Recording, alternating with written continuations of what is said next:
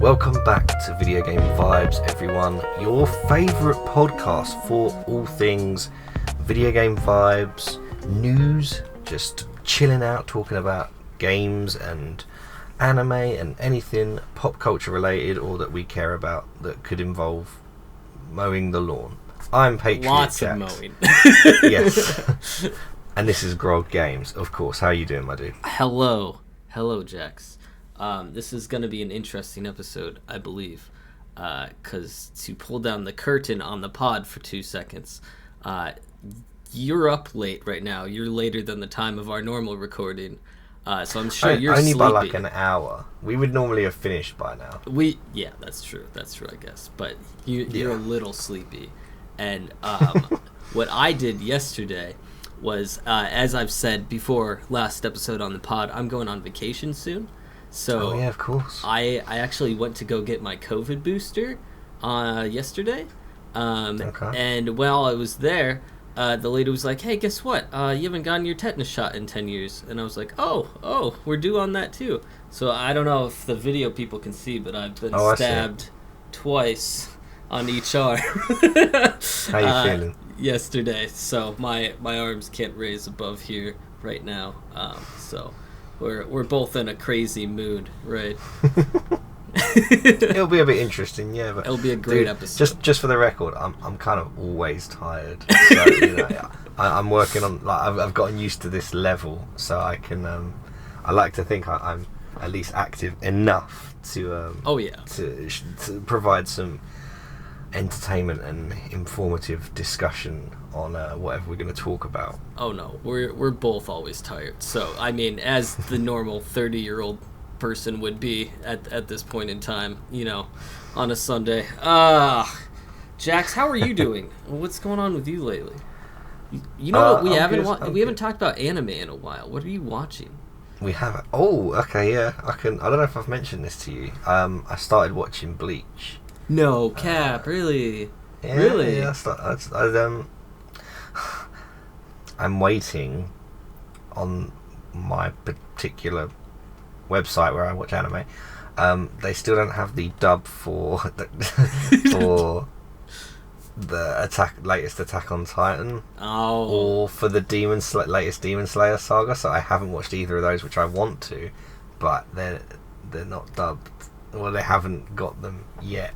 Yeah. So those are what I'm waiting on. So I was like, I need to watch something else in the meantime. So I heard that Bleach is really good and that they had a new season that came out recently, like so far and away from when the show originally began. So I thought I'd give it a go. And I must admit, I haven't been when I've been watching it, I've been doing something else, so I haven't been so fully invested in it. Oh, okay. It's sort of like background. Almost. I'd say sort of middle ground. It's not quite in the background. I have been keeping track of what's going on and stuff, and I've got to say I have been impressed. I've enjoyed it. I loved the first season opening theme. The opening song I really loved that, and it's very sort of like 90s.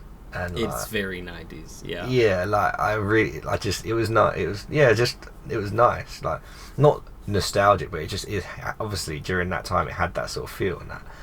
And I think it's decent, and I wouldn't be surprised if I watched this at that time instead of like Dragon Ball Z.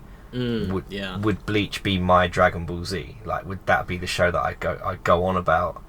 To people and stuff like that. That happened to me. That's essentially what happened to me. I never watched Dragon Ball Z. Like, I think we've talked about this on the pod. Like, I have seen it, but I didn't actively watch it. And Bleach was always one of those shows that was like laid on Toonami, and I was like, it's the edgy show. I should watch Bleach.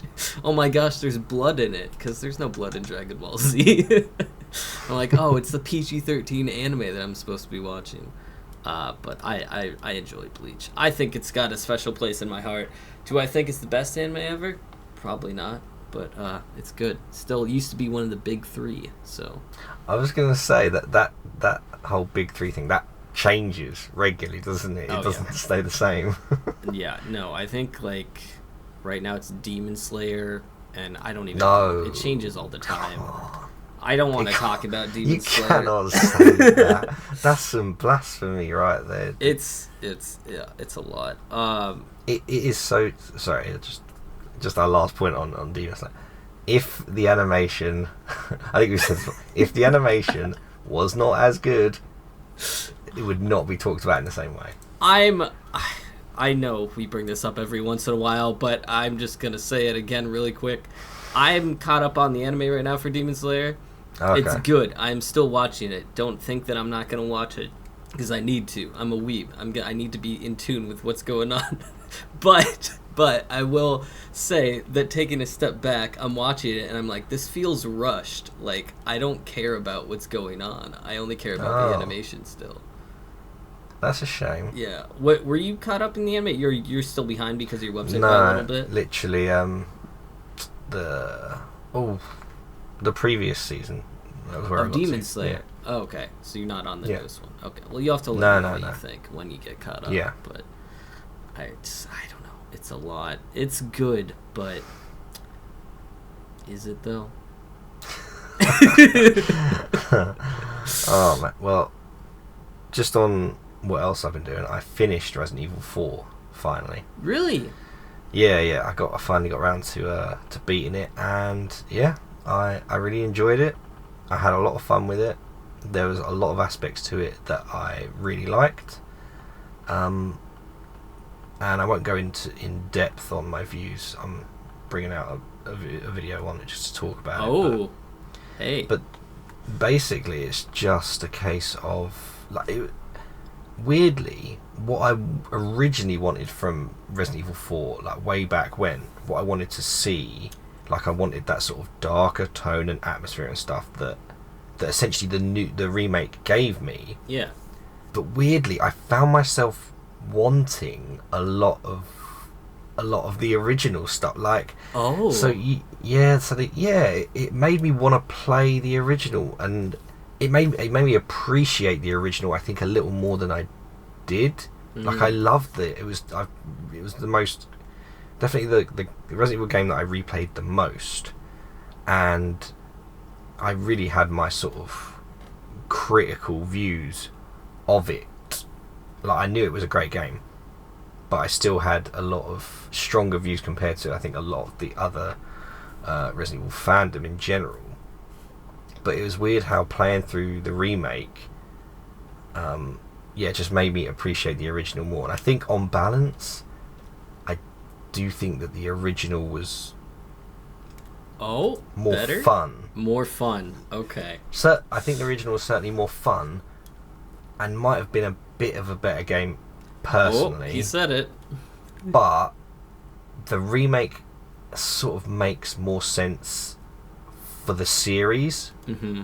So that's where I'm sort of thinking in my head, if this game essentially came out in 2004, I feel like it would have, for the series, worked better. Like, forget the graphics and stuff, I'm talking about the tone being more darker. And if that was the case, I think I would have loved that version more back then. So it's a weird sort of what it's done to my brain. Give and take, like what could be and what it. So it's a very strange sort of situation I seem to find my brain in. But a good game. I would highly recommend it. There is some seriously scary moments which you can expect, certainly more so than the original. But yeah, no, good fun, and I'll be talking about the lore at some point when I decide to do some more videos. Check out PatriotJax on YouTube for some lore content. Please. Right here. We are trying to be YouTubers and failing miserably. No, the last thing I played. Did I talk about Anemoiapolis on this pod? Anemoiapolis. No. Did you see my video of it that I made? I put out one video and I just came out with another one this week about it. I did not. Okay, now I'm curious. Yeah, so... I would normally always watch your videos. Most of the time. Actually, I tend to watch back your streams. Which I have a bone to pick with you, but carry on. So anyway, it is a indie liminal space horror game heavily inspired by the Backrooms. And it's pretty interesting. It starts out more liminal space and gradually works into the horror. And this is just chapter 1, quote unquote. I don't know what that necessarily means, how many chapters is going to be and stuff, but so far it seems to be like 3 hours of gameplay if you're really trying to buckle down and just beat it. But you essentially work your way through all these liminal space backrooms levels and get little tickets to buy the next level, and you're just supposed to go through like 5 of these levels. So it's just like this liminal space experience. I did watch it. It was the mannequin one. Yeah, the mannequin one. Yes. But I did the second part recently, and there was some more horror-related content. At one point, I'm like sort of getting followed by a shadow, and I'm like, okay, well that's not too bad. And then it puts me in like a locker room, and it's all dark, and then things just start like being possessed pretty much, like toilets turning on and off, and like there's a mirror that's steamed and it says like get out now, and I'm like, okay, oh right. And like all this stuff is like making noise, and I'm like, no, please, no jump scare, what happened to my liminal experience? And it was fine, it was good. I still have 1 episode left, which I don't know how long it's gonna be, but highly recommend. Oh, okay. I'll definitely catch up, because I have not watched your second video. Yeah, go and watch it, guys, over on Grog Games on YouTube. Just promoting ourselves today every 5 minutes. But just going back to that thing I wanted to bring up real quick. So a bone to pick, you say? Your latest live stream, you were like, we're going to play loads of just random games. Well, not your latest live stream, sorry. Yeah. The live stream before that. Yeah. The random games live stream. So I see it, because obviously I'm never awake for your live streams because time zones, they suck. Yeah. We're like a 7-hour difference, if you guys didn't know. So you put in it like Alluris, Fall Guys, Other, but at the start you put Elden Ring, and I was like, dude, we've been meaning to play Elden Ring. I'm excited because it means he's getting back into Elden Ring. He plays Elden Ring for like 5 minutes and then jumps on knockoff Fall Guys because some rando in your chat said play Stumble Guys or something. And I was just like, I was astounded. I couldn't believe it. I was so excited to watch some Grog Games Elden Ring. It'll come back, alright? We always come full circle with Elden Ring eventually. It's on the to-do list, as I've said many times, to beat this year, but the point of that stream was to change games every 10 minutes, and I would say we succeeded. 10 minutes? It would, ish, or whatever. Like, my point was I wanted to play, like, 7 games and just, like, change at random times. Did you manage it in the end? Because I gave up after you turned off Elden Ring. I did Elden Ring. Oh my gosh, I'm trying to remember what order it is. Yeah, Elden Ring, Stumble Guys. Then I went to, like, FPS chess, which is like the weirdest thing. I think we talked about it once, didn't we? Yeah. Yeah. It's essentially chess, but like every time a piece is about to take another piece, it doesn't, and you just start like shooting each other with guns, which is so stupid. But it was actually a lot of fun. And then we did Jackbox, and then they made me play like a bunch of like online weird like stuff that you'd play in school, where it was like flash games. Yeah, like flash games, pretty much. There were the children were like, "Hey, let's play this blah blah blah game." Like they're all named like Quatrabble or like Squibble Bop or like some nonsense like word that's not real. Give the fans what they want, I guess. I'm a man of the people. That's what I tell my stream. Is I will be a man of the people, and I will do what you guys want. Majority rules. That's good. I am absolutely not like that at all. That's good. You shouldn't be like that. It's a lot. It's why my live streams are like virtually non-existent compared to yours. Yours are very good. Go to Grog's live stream. He does good ones.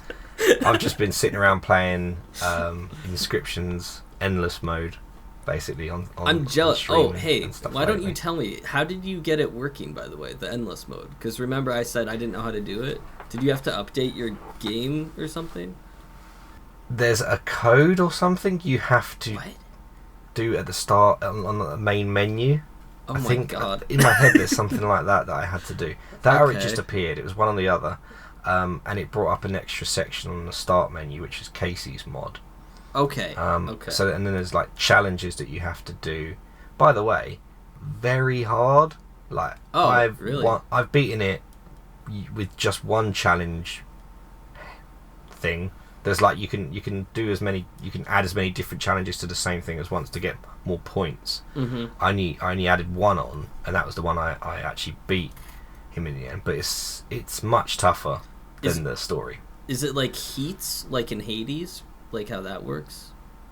No, it's literally just like Leshy Act 1, but you can get out of your seat, but none of the stuff really benefits you. Like you can't get extra cards and stuff from getting up. So okay. And the maps are randomized, and so are the bosses. Like when you face each boss, it's random, so you don't necessarily fight the prospector first and then the angler. Those are randomized.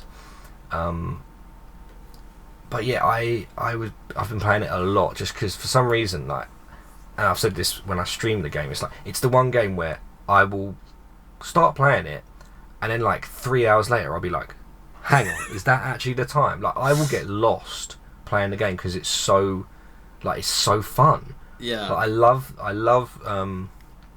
sort of the RNG and the sigils and how you can make different combinations and stuff. Yeah, I think you're just good at, like, I think you hone into the strategy of it. Like, when I stop by, it seems you're, like, really intent on being like, oh, this card gets an invisibility frame and whatnot, and, like, but is it better than this? And it's like, I don't know. It was literally, fun. like, the choices and stuff. Like, I did have to look up, when I was looking up, like, lore stuff, there was a strategy that was like, and I didn't really think about this, was that less is more.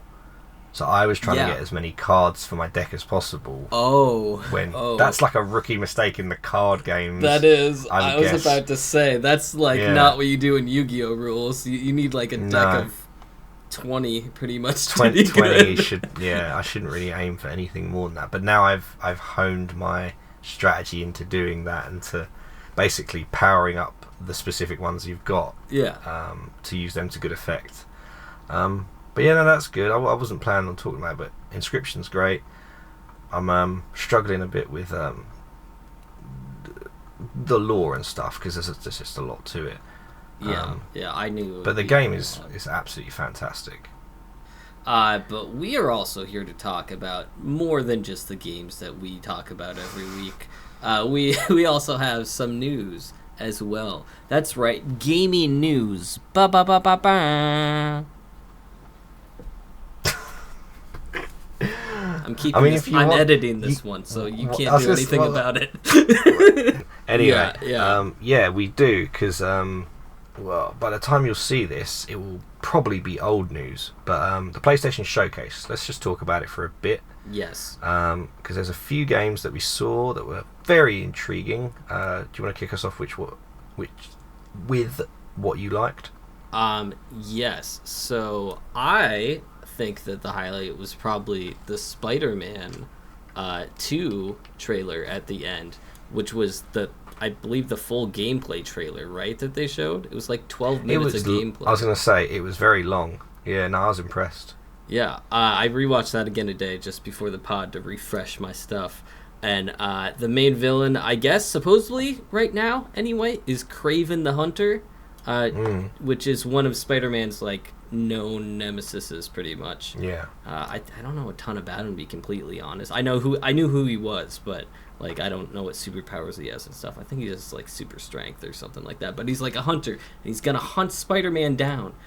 But the cool thing about this game is, like, in the last game you could switch between, I think you switch between like Mary Jane and Spider-Man at one point, just for like a little bit. It seems like, at least in the trailer that they showed us now, you're going to be switching more frequently between Spider-Man and Miles Morales, which is pretty cool. Like, at the end of the trailer, the tagline that they put was "Be greater together." So I'm thinking they might switch between both characters more often, or even multiple characters, not just two, which could be pretty exciting. Did you play Miles Morales? I didn't, because like I heard that it was like really short, and I was like, well, I don't want to. I'm gonna be honest, I didn't want to pay $60 for a 4-hour game. I kind of feel the same. I did hear that it wasn't very long, but I did hear it was really good. Yeah. The only reason I'm saying that is because I don't know what happened in Miles Morales. True. Because we see in the trailer for Spider-Man 2, is that just what it's called? Yeah. Peter Parker is Venom Spider-Man. Yes. Venomized Spider-Man. And I'm thinking, from what I've seen from the Miles Morales game, I don't think that happens during that game. I think it happens in this new one. So that's probably, it happens in the new one, yeah. Okay. Yeah, because like in the trailer itself, it's like Miles is like, oh, new threads? Like it seemed like he didn't even know that he had the symbiote suit yet. Okay. Symbiote suit, yeah. See, you know the words. I've watched little Marvel buff over here. Do you think with the whole switching between the two characters, do you think they'll implement maybe like some sort of co-op or multiplayer aspect to the game? That could be kind of cool. I hope they do. Even if it's like something that's like simple, like a horde mode or something, where it's like the two of you together facing like different, enemies or whatever. Like, I don't know if you'll be able to co-op the whole game. I would be honestly really surprised. Nah, that's probably not, because because of the way they showcase the Switch. Yeah. But some sort of multiplayer sort of mode would be quite cool, I think. At least even if it's just you players, you're allowed to play as either of those, and like you and a friend can go around together. That'd be kind of cool. Like both being Spider-Man. I think that'd be kind of cool. Yeah. Just really quick side note. Did you see the trailer for the new Spider-Man movie, the Miles Morales movie? Yes. Into but the I've forgotten completely. No, but let's just say no, because I in my head I can remember like next to nothing about it, which is really bad because I'm sure it's going to be a great film. Oh yeah. You saw the first one, right? Yeah. Okay, yeah, it was a really good movie. Yeah, I mean, the whole thing with Spider-Man is there's always been multiple Spider-Mans. Like, the whole multiverse theory has been, I guess, a long-running thing with Spider-Man specifically. For some reason, I don't know why it was like that in the comic books, but it has been. So it's going to be really cool to see all the different Spider-Mans that are happening in the new movie. But I'm excited. Just want to bring that up because I'm excited about it. No, I get you. I love it's the animation and the music that does it for me in that first film, and it's the trailers really for the animation, second. Yeah, it really is. But yeah, no, Spider-Man. Yeah, they definitely saved, I guess, what they consider the best to last.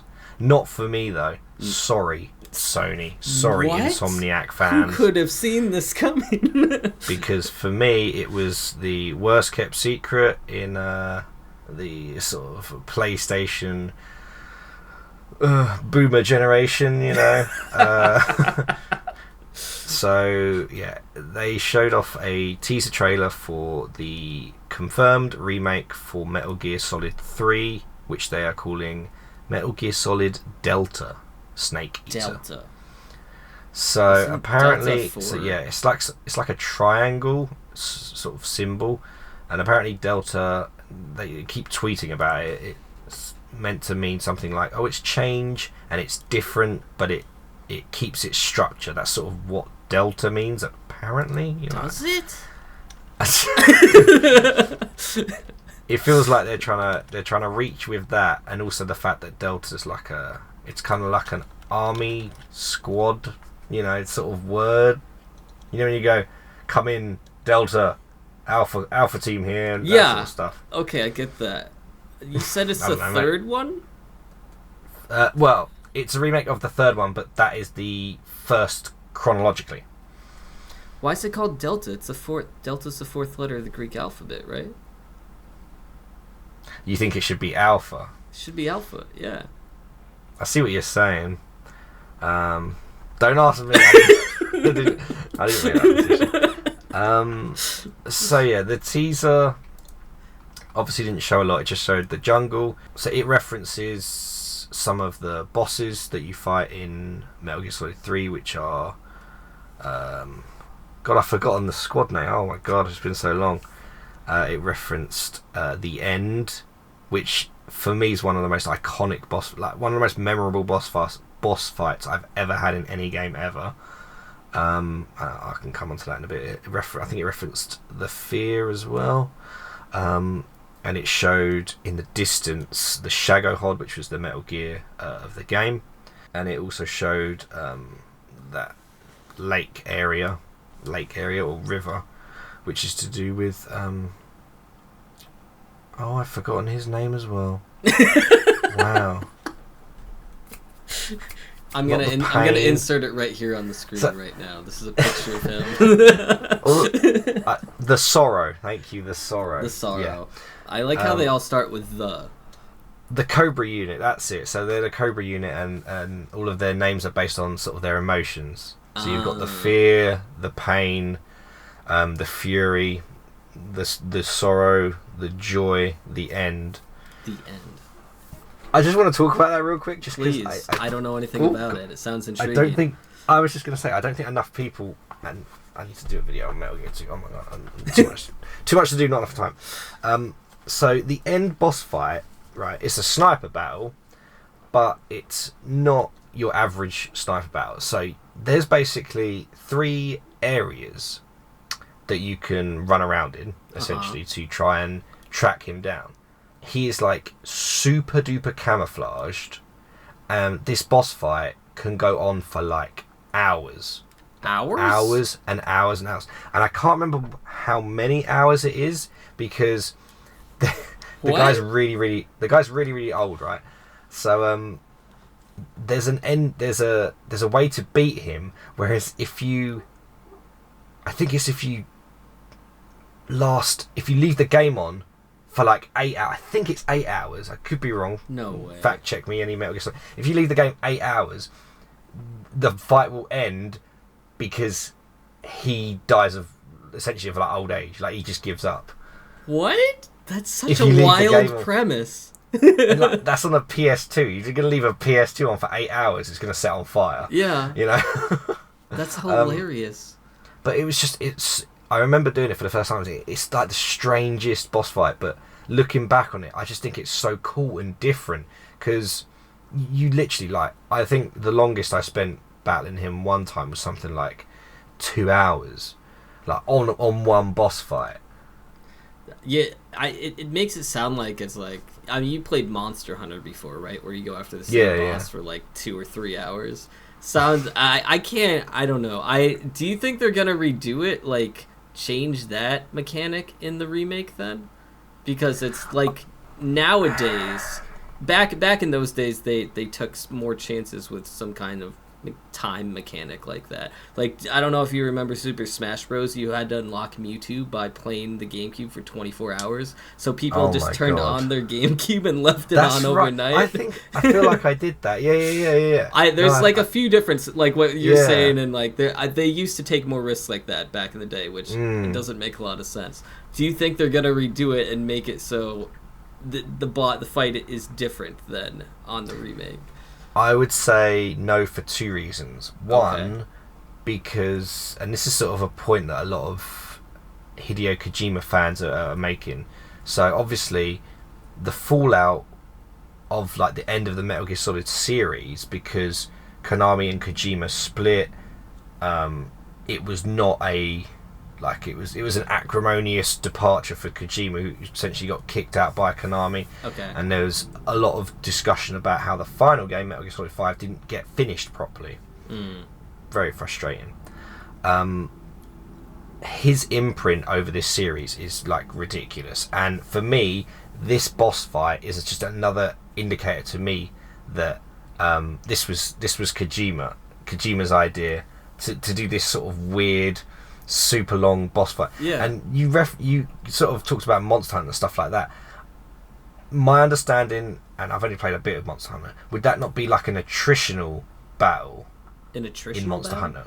like he's got so much health it takes ages to knock him down. Yeah, pretty much. Like there'll be like Okay, stages where it's like you weaken him to an extent and then it like limps off and stuff like that. Like there might be scripted times where it's like you cut off his tail and then he's afraid of you, so then he runs away to the next zone. But it still takes hours to beat certain monsters. So I was going to say, to be fair, initially I was going to say I don't think that's the same, but that's actually, to be fair, not too bad, because it's not about, like, he's got like a decent health bar. It's not, it's sort of, it's the same for every boss, but it's not like it's not like an MMO boss fight where you're all mashing him and he's just got super long health and it's taking forever. It's like strategic, methodical and tactical. You have to find his footprints to try and sneak up on him to get the drop on him. All the while he is somewhere else and he just snipes you. You have no idea. You know, you have to see the reflection in his scope to get an idea about where he might be, unless you got thermal goggles and that. And it's just like it's a fascinating boss fight. I just wanted to sort of bring it up because, as I say, I know there's going to be a lot of people who won't have played the Metal Gear Solid series, or at least maybe they played Metal Gear Solid 5 because that was the last one that came out. A lot of people won't have played the PlayStation 1, 2, 3 ones. So I'm excited about this remake. I am. I honestly didn't think we would see Metal Gear Solid again. And I remember talking to you before when Konami launched all of their new Silent Hill stuff, which I was really excited about. And this is where I'm a bit skeptical. The Silent Hill stuff, it all looks like, I'm just trying to think the right words, like there are a lot of different developers collaborating, as I understand it, that are working on each of those like Silent Hill projects. Silent Hill Silent Hill projects. The Metal Gear Solid remakes, or at least this one to begin with, is being done internally by Konami. And obviously the last game that they made for the Metal Gear Solid series was Metal Gear Survive, which obviously no one considers a Metal Gear Solid game. They just took the engine and then made it some sort of zombie game, which everyone hated. It was terrible anyway. We pretend it doesn't exist. But the last sort of few games haven't had the best track record. They haven't made I don't think they've made like a proper AAA game in quite some time. So the fact that they're doing this internally, not necessarily cause for concern, but it paints a little bit of doubt in my mind. I would have assumed that they would have not necessarily outsourced, but like they would have got in another dev team to do this remake. Because they've talked about a lot of stuff. This is the remake of the first one, though, you said, right? Well, do you think they just third game? It's Metal Gear Solid 3's remake, but 3 is chronologically the first game. So okay, it was the third. You with confusing. Me here? It's a prequel. Okay, gotcha. It's a prequel. But it's important, right? In the series. Yeah. It's one of my favourite ones of the series. I mean, they're all great. This was one of my favourites. But what they're also doing is that they're doing master collections of the series. So they're Volume 1 of this Metal Gear Solid Master Collection, which is Metal Gear Solid 1, 2, and the original Snake Eater. They're all coming out as a collection, I think, on all platforms, which is great because it'd be good to see them on PC, and you don't have to, emulate them or anything. What? So I'm looking forward to that because I think the last time I played the original Metal Gear, I played it via the GameCube. Oh my gosh! Yeah, that's so the long Twin ago. Snakes. Yeah, so I think that's really good because it'll be a new generation that gets to play those games and stuff, which I think is really cool. Yeah. Continuing the legacy. Yeah. I don't know. I'm also not entirely sure if it's a remake or a remaster, because their tweets are kind of implying that it's more of a remaster than a remake, because they're keeping, so it's just the story. I'm just looking at some of their tweets. The story and the character voices. So the original David Hayter was the original voice of Snake. Yeah. It says all the voices are going to remain the same, which I think means that they're just taking the original audio and just using that and not adding to it, as far as we know so far. That would definitely be a remaster then, because like they have less liberties to work. Like they have less room to work with. Why? But interesting. They did say, to be fair, just on that, I think they did say that they're updating the controls for modern designs. So I get the impression that it's like for the modern gaming, they're updating the gameplay, like the controls and the gameplay, and they're making it look better, like a remaster. But I'm guessing they're following the story and the level designs. All of those will be the same. That's kind of how I understand it, if that makes sense. So it's almost like sort of a midway point between a remaster and a remake. It's not going to be a remake like Resident Evil 2 or Resident Evil 3 or Resident Evil 4 was a remake, where it changes the level design. Yeah. But it does change the controls from what they were, because you can't have the controls and what they had back then. It just doesn't work for now. So whether they do like Resident Evil and do third person over the shoulder, which I'm guessing they would, it does kind of make sense for the Metal Gear Solid series. It remains to be seen. But I'm gonna obviously get it. I'm so glad that it is not a PlayStation 5 exclusive. Thank God I don't have to buy a PS5. I can get it on PC. That's all I'm happy about. Just really quick, they said that the Spider-Man game was PS5 only, didn't they? On the... Yeah, because I'm pretty sure that, and I mean, this is what Sony does, is they bring out their PlayStation exclusives like Spider-Man, and then like 2 years later or whatever, they release it on PC. So, yeah. Oh, right. Yeah, because the Spider-Man game was... They've done it with...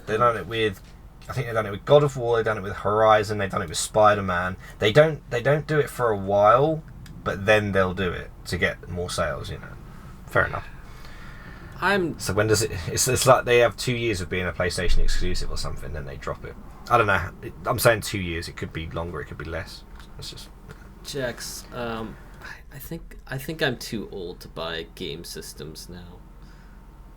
Oh, no. I don't know. I feel like because I've experienced so many different consoles, like it just seems not worth it anymore. Is that sacrilege to say?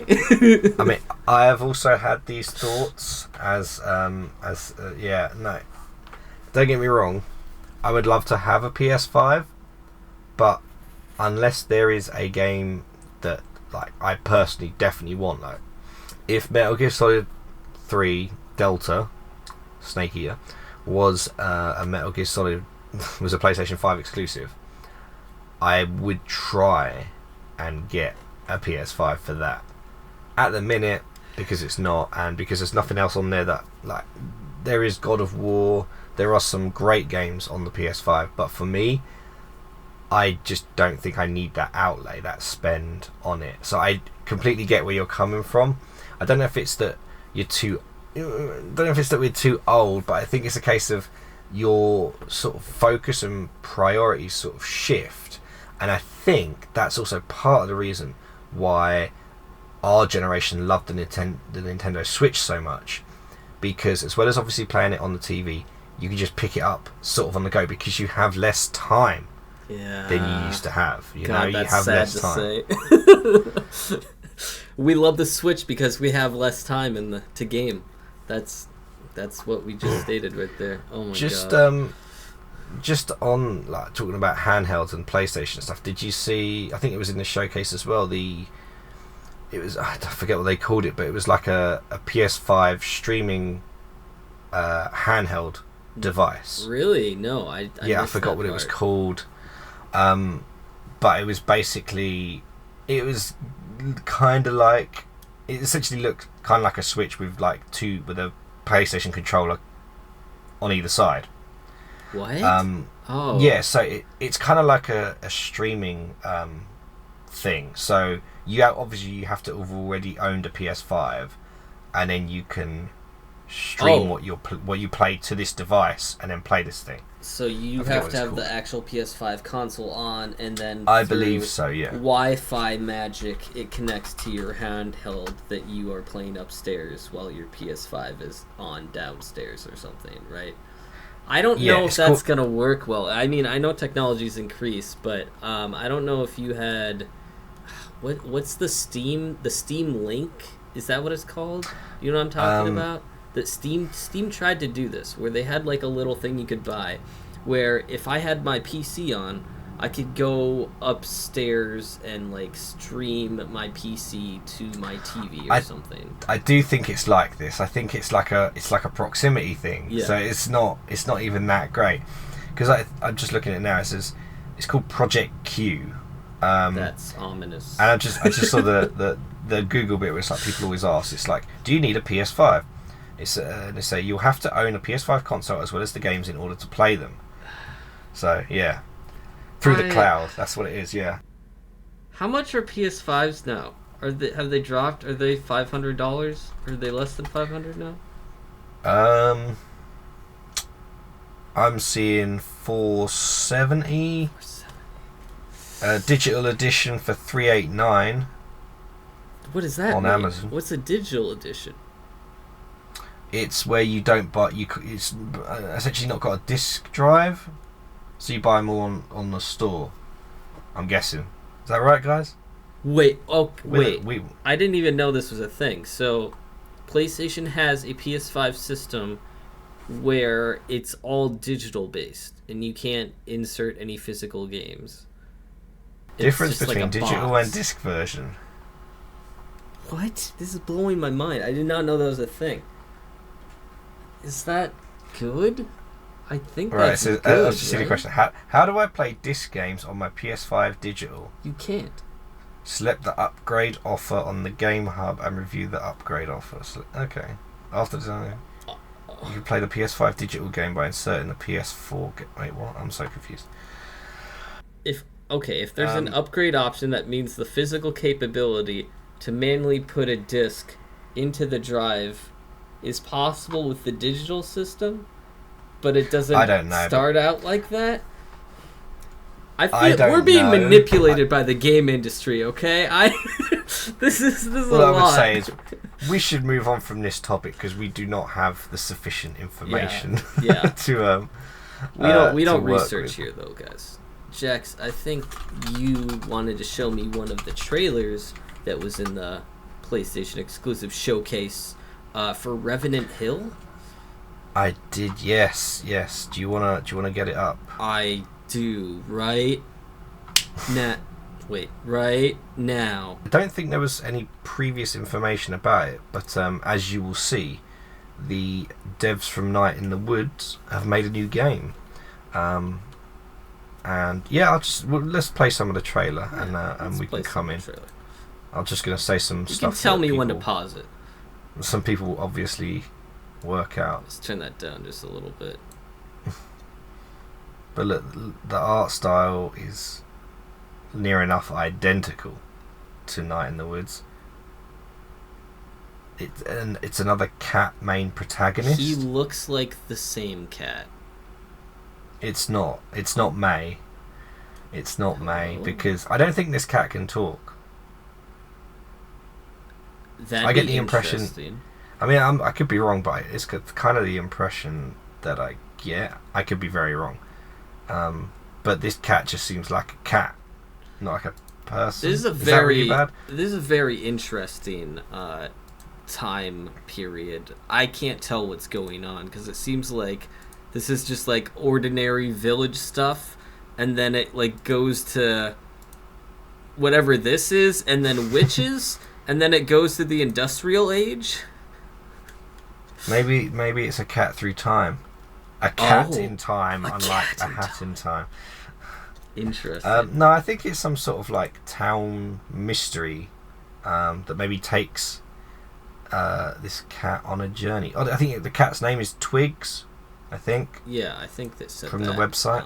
Twigs. It's 1920 and Twigs the cat has a dream is the first sentence that is in the description. Find a safe place to sleep, put down roots, grow some radishes, get a job, eat mice, do dangerous things. Okay. All right, let's just finish the video, then I'll give our more thoughts here.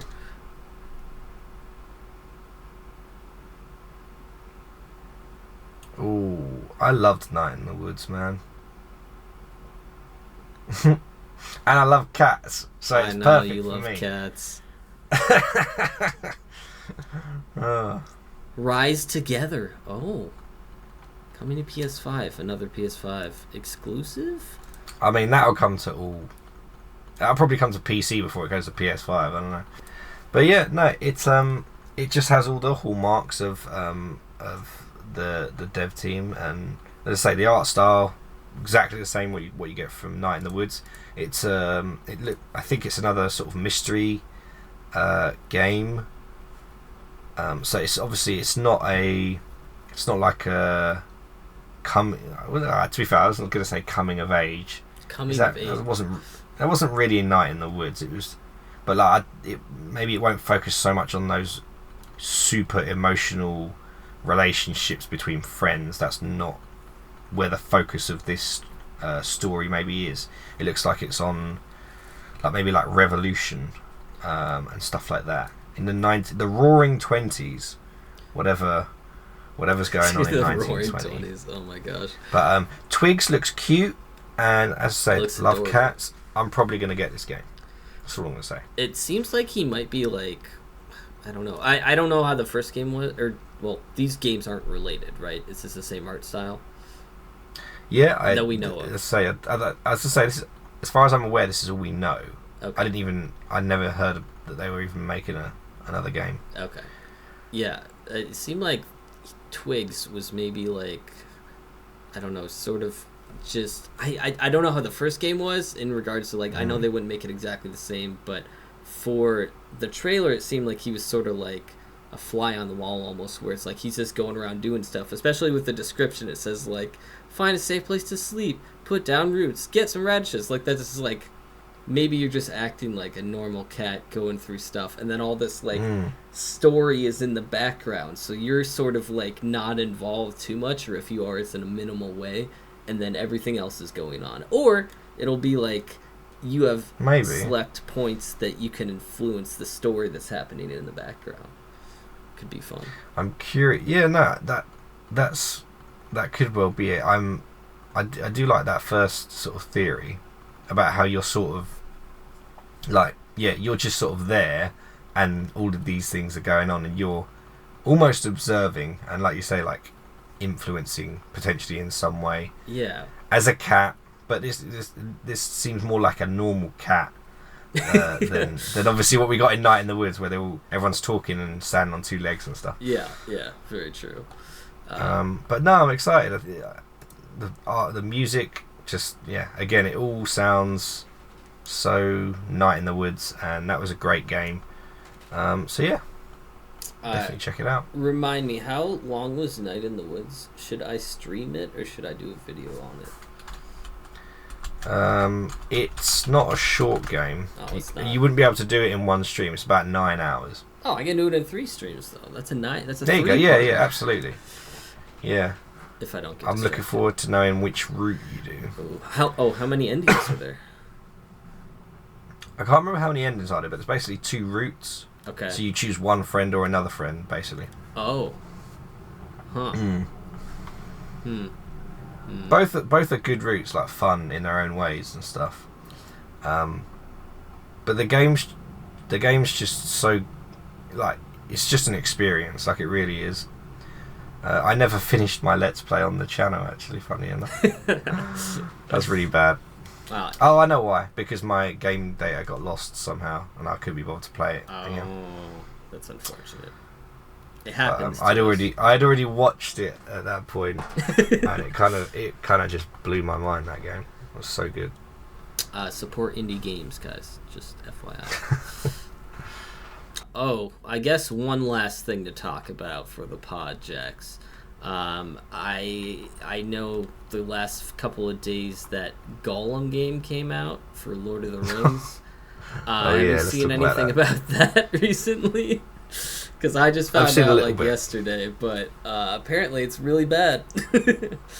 I've seen a little bit. Yeah, it's I've seen a little bit of gameplay, and it does kind of give off sort of late PlayStation 2 platformer vibes. Oh yeah. It looks horrendous, like aesthetic wise. And then like also I heard that basically if you're playing it on computer, like the computer port especially is really bad, and you need like this is good. You need like a high powered good computer to even play it. Wow. For that game. Considering how it looks and stuff. Yeah, so it's like apparently like super buggy, and you know we all hate that. But yeah, to the point where it's unplayable. But I think it's more of a case of just the game itself. Like, even like the bugs and that aside, it's just not very enjoyable. From the sounds of things, not very sort of not that interesting, and yeah, it just doesn't do much. And it's disappointing, man. There hasn't been a new Lord of the Rings game sometime. And don't get me wrong, it's quite specific. It's about Gollum and that.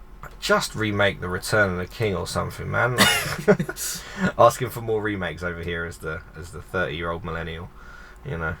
I mean, the last thing we had was like the Lord of the Rings RPG in like 2000 or something, right? The MMO RPG. Have you played that? Oh, what the Lord of the Rings Online? Yeah.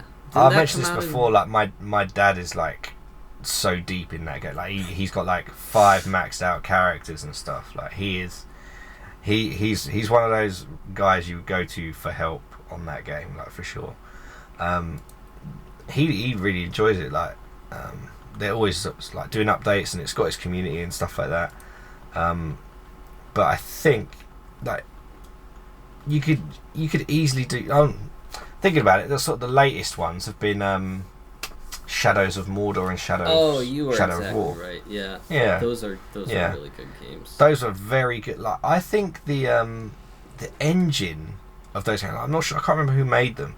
It's so underrated. Like I think the game engine and the gameplay of those games are so underrated. I honestly think if it was like some original, like if it wasn't Lord of the Rings, I honestly think potentially it would have even got more like hype and stuff than it did, and got more recognition. Because Shadows of Mordor was a fantastic game, but I don't feel like it got the recognition it deserved. And I don't know if part of that is because it's Lord of the Rings and not everyone likes Lord of the Rings, you know? Well, that's just stupid. Lord of the Rings is mainstream now. Like, how can you not like Lord of the Rings? Let's be honest. The Hobbit. Man, everyone the has series is on Amazon now, right? Like it's a mainstream. Well, yeah, but what did you think of that? I actually didn't watch it. I don't have Amazon. I have Netflix, I have Disney Plus, and I have We have been through this, yeah. It was okay. Yeah, I didn't hear a lot of good stuff. I heard people were like, "Oh, it might be really good," and then the people were like, "Oh, it looks nice," but I didn't hear anything specific about.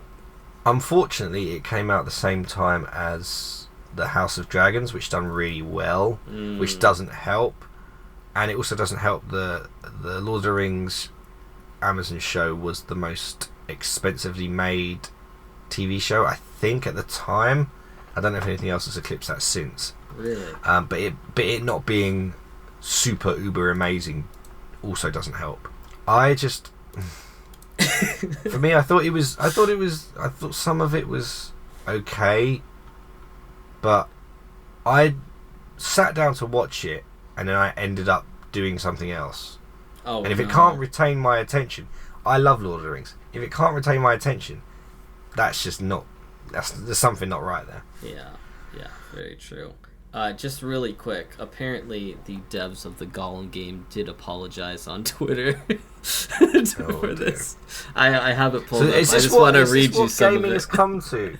Is this what gaming's come to in 2023, where it's like they make a game and it launches badly and then they go on Twitter to apologize and then that's just it. It's like, just make a good game. Take your time with it. Don't rush it. Don't have the need to put out a day one patch. Like every new game has a day one patch. It's like, if you're not sure on it, do not put it out then. Shareholders, I don't care. Like, come on. We deserve better. Gamers deserve better than buggy games on launch. Like, that's why it's just like, it's common knowledge now. Do not buy a game like on day one, basically. Yeah. With an asterisk, you can do it for Nintendo games. Because graphics, yes. Well, no. Just because Nintendo games, in my opinion, for the most part, do not have the same issues of, I guess for the most part, it's sort of optimization, bugginess, and game-breaking stuff. Well, Pokemon. Oh, see, I'll hold my hands up. You're absolutely right. You're absolutely right, Scarlet and Violet. It can happen. I'm not saying that you're not incorrect. I'm just saying Nintendo also has flaws. You're that's absolutely right. Like, just in general, we deserve better than that. Like, 100%. Because people get excited, they build up the hype, they want people to buy it on launch. Make it good for launch. Don't make it good a month after the launch or 2 months. Make it good on launch.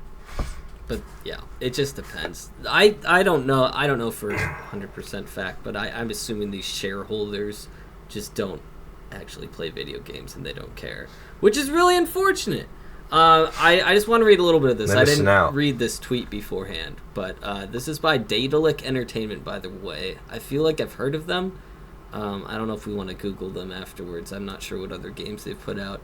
But they said, "Dear players, we would like to sincerely apologize for the underwhelming experience many of you have had with Lord of the Ring Gollum upon its release.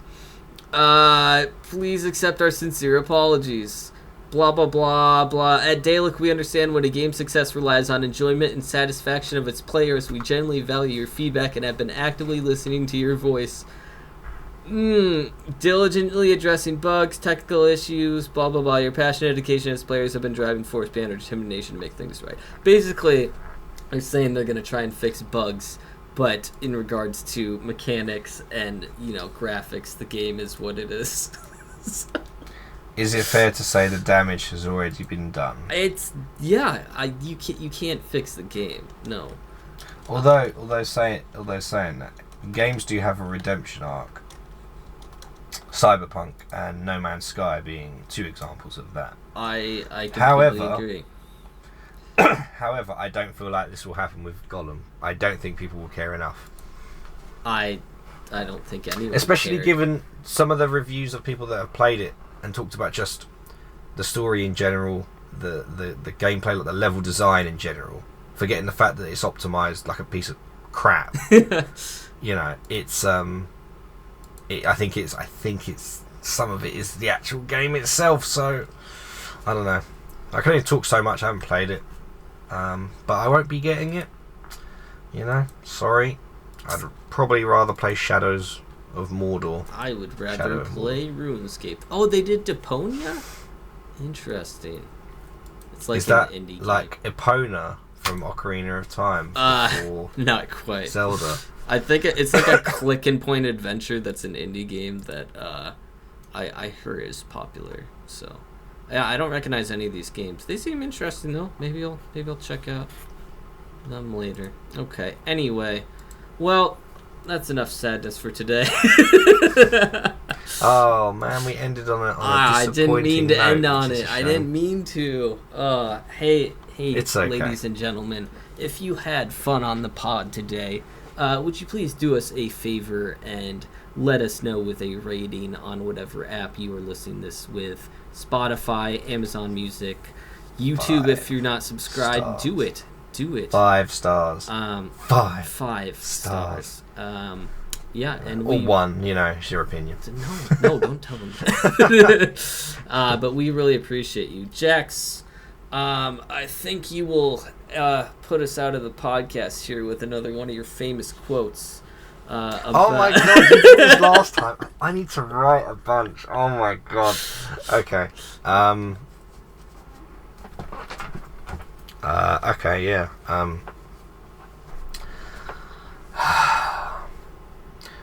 Okay, I'm thinking. Okay, this is where the bit where you cut it too, out. I just want you to know. Where I think about it, you know? See, this is the TikTok at the end too. I get to pan back and forth between our faces. Just give me 1 second. I'm just thinking, you know, with my keyboard.